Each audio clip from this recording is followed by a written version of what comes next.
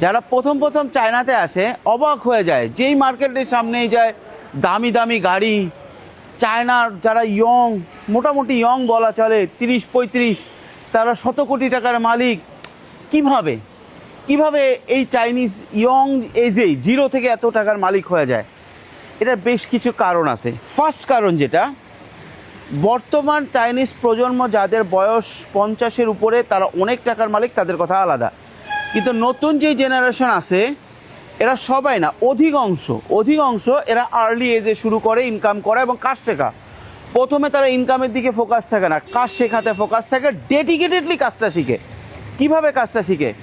16 থেকে 18 বছরেই দেখবেন যে এরা কোনো না কোনো দোকানে, কোনো না কোনো ফ্যাক্টরিতে মার্কেটিং হোক, প্রোডাকশন হোক, কাজ শেখা শুরু করছে। আপনি যখন চায়নাতে আসবেন, প্রথম দেখবেন যে প্রথম আপনাকে যে রিসিভ করতে আসে সে বয়স খুব কম, 25-এর নিচে। এর কারণ হচ্ছে ওরা 16 থেকে 18তেই কাজ শুরু করে, মোটামুটি একটা পর্যায়ে 22 থেকে 25-এর ভিতরে একটা পর্যায়ে চলে যায় কাজ শেখার। 25-এ যে তারা তারপরে ব্যবসা শুরু করে, যেহেতু ওর প্রিভিয়াস অভিজ্ঞতা আছে, ওদের পুরো ইকোসিস্টেমটাই আলাদা। বিজনেস শুরু করার জন্য ওকে ব্যাংক থেকে শুরু করে ওর যারা আশেপাশে ব্যবসা করে তারাও সহযোগিতা করে। প্রথম যে কাজটা সেটা হচ্ছে তারা করে সহজে, একদম শুরু করে আর্লি এজে, 16 থেকে 18 বছরের দিকেই শুরু করে। সেকেন্ড হচ্ছে দেখা যাচ্ছে 22 থেকে 30-এর মধ্যে তারা ব্যবসা শুরু করে। ম্যাক্সিমাম লোকজন 22 থেকে 25-এর মধ্যে ব্যবসা শুরু করে।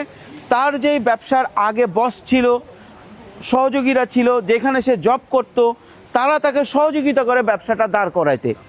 আমি এমনও দেখছি যে একজন কার পার্টস ব্যবসায়ী, তার যে কলিগ ছিল, তার যে এমপ্লয়ি ছিল, তাকে আরেকটা কার পার্টসের ফ্যাক্টরি দিতে, আরেক ধরনের পার্টসের ফ্যাক্টরি দিতে সহযোগিতা করছে। এবং তাদের পুরো ইকোসিস্টেমটাই হচ্ছে বিজনেস রিলেটেড। ধরেন আপনি একটা বিজনেস করবেন, ওটার পার্টস দরকার, ওটার মেশিন দরকার, সব একদম ইনহাউস পাওয়া যায়। এবং ওদের পুরো গভর্নমেন্টের যে সিস্টেমটা, এটা ব্যবসায়ীদের জন্য খুবই স্মুথ। আপনি ব্যাংকে কাজে যাবেন, মিনিটের মধ্যে কাজ হয়ে যাবে।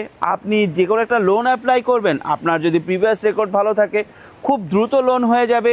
আপনি কোনো মেশিন আনতে চান, যে কোনো মেশিন কিনতে চান, সাথে সাথে মেশিন যে সাপ্লাই আছে সে রিপ্লাই দিবে আপনাকে।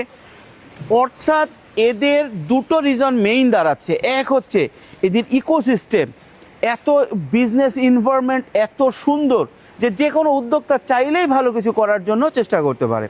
আমার মতে বাংলাদেশে একজন 0 থেকে যদি 100 কোটি টাকা ইনকাম করে, সেই লোকটা সেম ধরনের পরিশ্রম করে যদি সে চায়না করার সুযোগ পেত, তাহলে সে আপনার ওই পরিশ্রমে 100 কোটি টাকার জায়গায় 5,000 কোটি টাকা ইনকাম করতে পারত।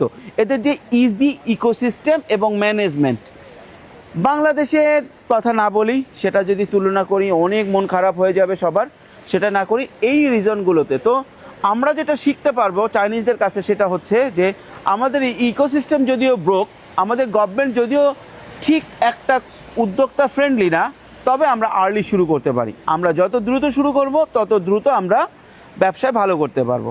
এবং চাইনিজদের আরেকটা জিনিস হচ্ছে শেখার জন্য তারা যে কোনো কারো অধীনে চাকরি করতে চায়। আর আমাদের দেশে জেনজিরা তারা মুক্তমনা বিহঙ্গনা নিজেদেরকে মনে করে, যদিও পকেটে পয়সা থাকে না, কিন্তু তারা মনে করে তারা যে কোনো কোম্পানির সিইও।